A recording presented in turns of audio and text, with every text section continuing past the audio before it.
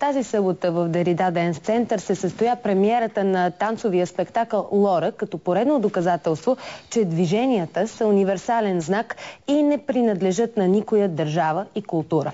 В тази връзка вижте какво казаха израелецът Осмолай и французойката Лора Арент пред българката Весела Кръстева за «Лора» – танцът.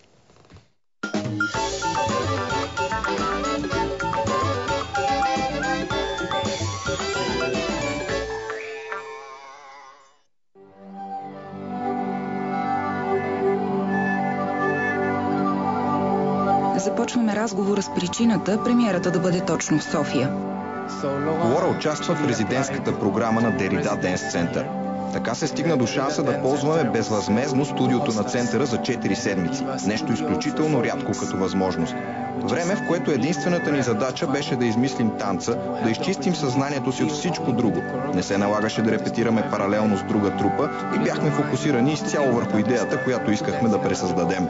Нямахме подобна възможност никъде другаде по света. Затова сме тук. 30-годишният Ос е роден в Израел и е един от талантите на страната си в областта на съвременния танц.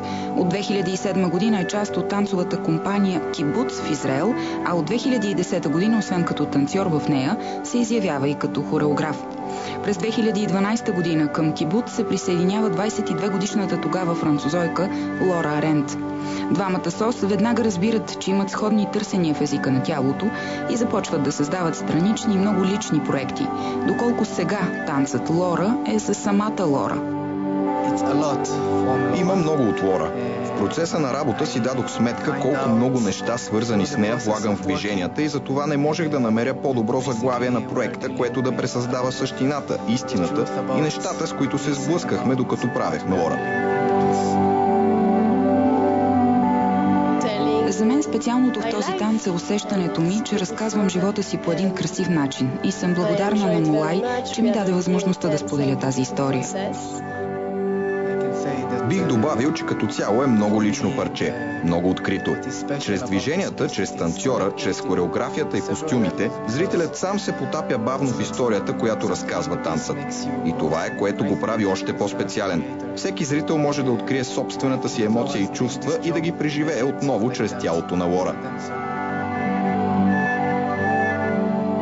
Премиерата на танцовия проект вече е в историята. История, която продължава да надгражда таланта, уменията и идеите на двамата. Защото след Лора остава наученото. Аз като хореограф имах възможност този път да се занимавам не само с чистите движения в пространството, а и с мисленето за тези движения, мисленето за нас самите като хора, за причините да правим едно или друго и последиците от тези причини. Мисля, че този конкретен танц ми даде възможност да се потопя дълбоко в моята душа и в душата на друг човек. Възможност, която не съм имал преди. Тези 4 седмици, с възможността да си в студиото всеки ден и да създаваш толкова личен проект, се оказаха невероятно приключение за нас двамата. Мисля, че научихме много и пораснахме чрез този проект.